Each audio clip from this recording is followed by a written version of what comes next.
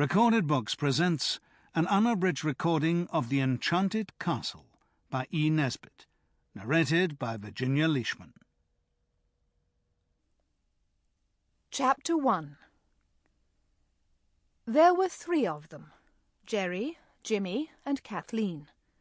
Of course, Jerry's name was Gerald, and not Jeremiah, whatever you may think, and Jimmy's name was James, and Kathleen was never called by her name at all, but Cathy, or Catty, or Pusscat when her brothers were pleased with her, and Scratch Cat when they were not pleased.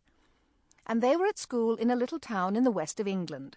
The boys at one school, of course, and the girl at another, because the sensible habit of having boys and girls at the same school is not yet as common as I hope it will be some day.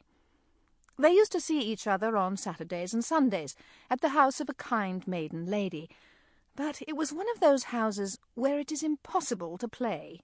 You know the kind of house, don't you?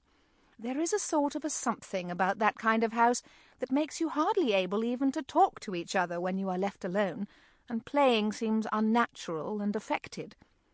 So they looked forward to the holidays, when they should all go home and be together all day long, in a house where playing was natural and conversation possible, and where the Hampshire forests and fields were full of interesting things to do and see. Their cousin Betty was to be there too, and there were plans. Betty's school broke up before theirs, and so she got to the Hampshire home first, and the moment she got there she began to have measles, so that my 3 couldn't go home at all. You may imagine their feelings. The thought of 7 weeks at Miss Harvey's was not to be borne, and all 3 wrote home and said so. This astonished their parents very much, because they had always thought it was so nice for the children to have dear Miss Harvey's to go to. However, they were jolly decent about it, as Jerry said, and after a lot of letters and telegrams, it was arranged that the boys should go and stay at Kathleen's school, where there were now no girls left, and no mistresses, except the French one. "It'll be better than being at Miss Harvey's," said Kathleen, when the boys came round to ask Mademoiselle when it would be convenient for them to come. "And besides, our school's not half so ugly as yours. We do have tablecloths on the tables and curtains at the windows, and yours is all deal boards and desks and inkiness."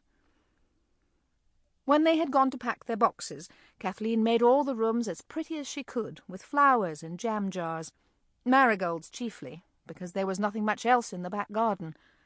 There were geraniums in the front garden, and calceolarias and lobelias. Of course, the children were not allowed to pick these.